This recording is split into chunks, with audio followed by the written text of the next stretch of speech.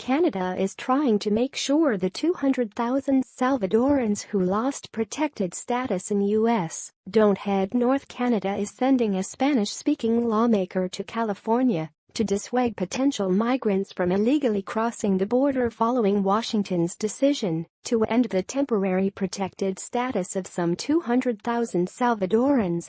The trip was planned in anticipation of Monday's decision by U.S. President Donald Trump and is part of a Canadian government attempt to prevent an influx of border crossers like the one that occurred last year after the United States said it would end the temporary protected status granted to some 50,000 Haitians following a devastating earthquake in the Caribbean nation in 2010.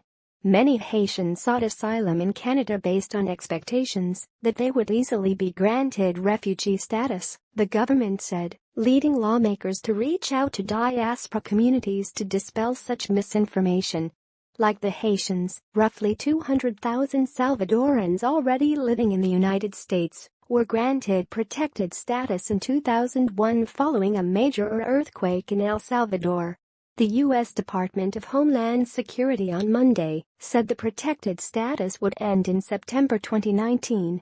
The Canadian government is prepared for a possible influx of border-crossing asylum seekers, but does not expect one, said Hirsch Jaswal, spokesman for Immigration and Refugee Minister Ahmed Hussein.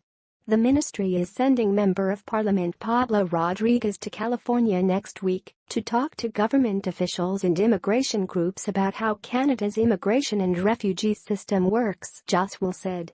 Rodriguez is at least the third official whom Canada has sent to the United States in recent months to dispel misinformation about winning asylum. Most recently, the immigration minister himself went to Minneapolis, which is home to the largest Somali population in the United States. More than 18,000 asylum seekers illegally crossed the U.S. border into Canada last year to file refugee claims, almost 17,000 of whom went to the primarily French-speaking province of Quebec.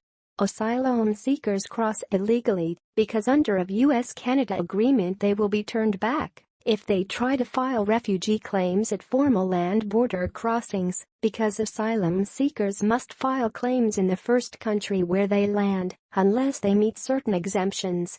Refugee status requires a claimant to convince decision-makers of a well-founded fear of persecution in his or her country of origin.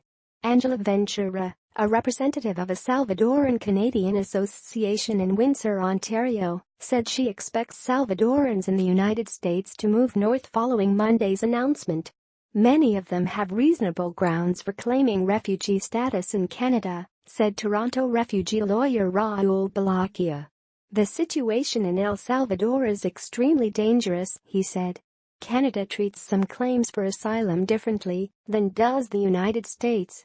More than 500 Salvadorans claimed refugee status in Canada in the first 9 months of last year, more than double the total for 2016 and more than any year since at least 2013, according to Immigration and Refugee Board statistics. About two-thirds of the claimants whose cases were finalized were granted refugee status.